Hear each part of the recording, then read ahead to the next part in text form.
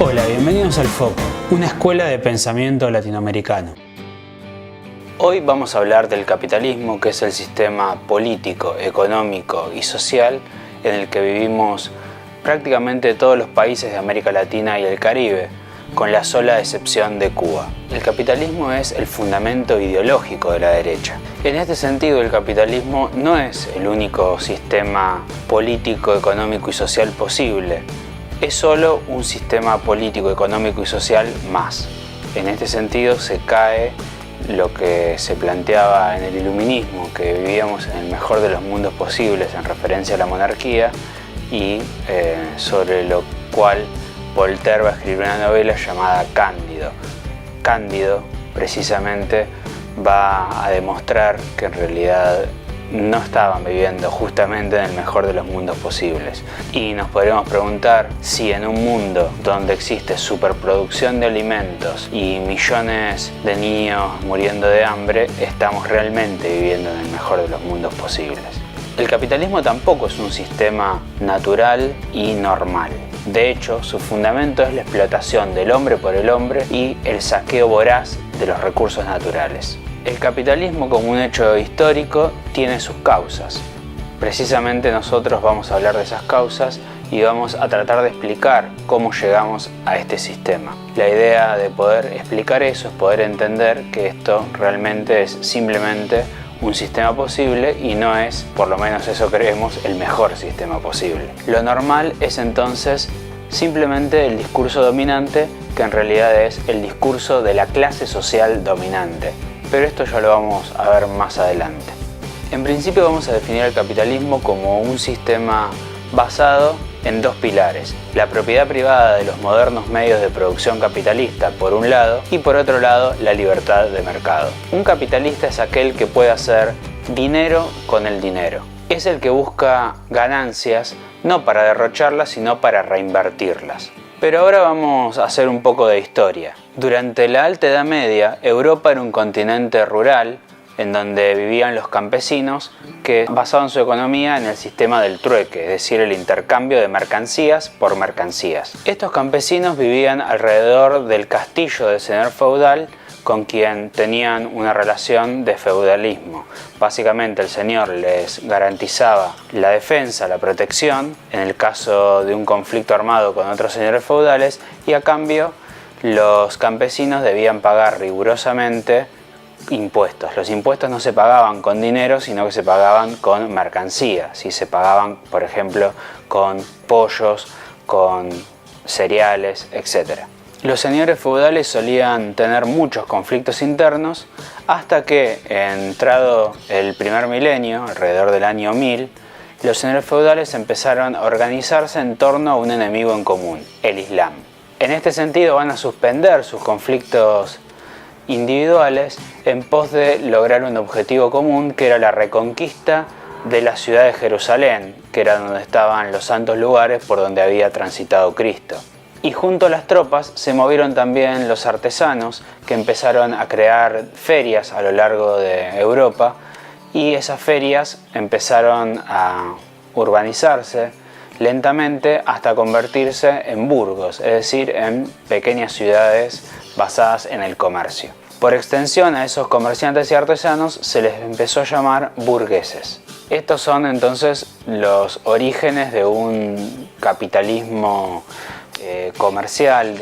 Esto es importantísimo porque los burgos empiezan a tener muchísimo poder en este contexto y la organización del continente empieza a tener un ribete cada vez más económico y el poder político va a empezar ya desde este momento, va a empezar recién a perder poder. En este sentido, las revoluciones burguesas, como la Revolución Inglesa, la Revolución Industrial, la Revolución Francesa y la independencia de Estados Unidos, van a convertirse en el punto de inflexión que va a llevar a la burguesía al poder y al reemplazo del poder político por el poder económico. Bueno, pero volvamos al año 1000. En el año 1000 la ganancia que podía llegar a generar el comercio era una ganancia bastante moderada. A su vez, a esta ganancia ya de por sí bastante moderada, había que restarle la mercancía que los comerciantes debían otorgarle a los señores feudales. En este momento el poder no estaba determinado por el dinero, sino por la sangre. ¿Sí? El rey gobernaba porque sus ancestros habían gobernado y las monarquías y los títulos de nobleza eran hereditarios, básicamente. Y no había todavía un sistema basado en la economía. Como no había un sistema basado en la economía, no existía la posibilidad de movilidad social a partir de la economía. ¿Sí? Como no había ricos, no había la posibilidad de disputa de poder. ¿Sí? Los nobles se disputaban el poder entre ellos. Los comerciantes eran pobres y no podían mejorar demasiado su situación. Podrían tener un poquito más, un poquito menos, pero jamás iban a poder ser ricos. En este sentido, los nobles tenían el poder y los campesinos y comerciantes obedecían a los nobles por el solo motivo de que el noble tenía poder. Si no necesitaba pagarle a los campesinos para que los campesinos lo obedezcan. Le obedecían por coacción, si se quiere, porque si no el señor feudal mandaba a sus caballeros para atacar al pueblo. Como no tenían poder militar el pueblo, tenía que someterse a la arbitrariedad de los señores feudales. Existían en esta época monedas de plata y de oro, pero eran bastante escasas y en general se usaban básicamente para grandes transacciones dentro de la nobleza. Los campesinos no se manejaban con monedas y básicamente no tenían acceso a ellas tampoco. Sin embargo, unos 400 años más adelante empiezan a consolidarse en Europa las monarquías absolutas. El continente deja de ser un conglomerado de feudos rurales para convertirse en reinos que van a preconfigurar de alguna manera lo que van a ser posteriormente las naciones modernas. Uno de estos reinos, España, gobernada por los reyes católicos, Isabel y Fernando, se van a embarcar en la campaña de llegar a las Indias. Esta propuesta la trae un marinero genovés, Cristóbal Colón, y la reina va a dar el visto bueno para que este marinero, este navegante, pueda probar su teoría acerca de las nuevas rutas marítimas hacia las Indias. Bueno, el resultado obviamente fue el encuentro, o más bien el desencuentro entre dos mundos, Europa y América. La conquista significó un cambio radical en las relaciones de poder. Gracias a América, cualquiera, ya sea hidalgo o reo, podía volverse rico. No todos, cualquiera.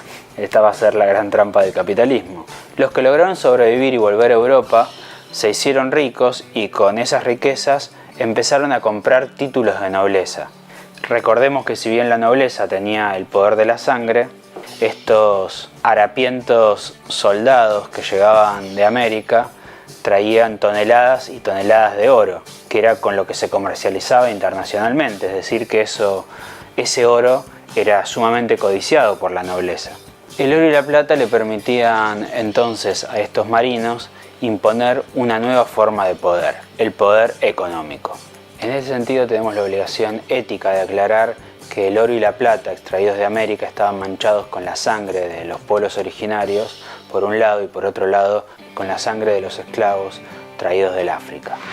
Dice don Francisco de Quevedo: nace en las Indias honrado, donde el mundo le acompaña, viene a morir a España y es en Génova enterrado, y pues quien lo trae al lado es hermoso aunque sea fiero, poderoso caballero es don Dinero.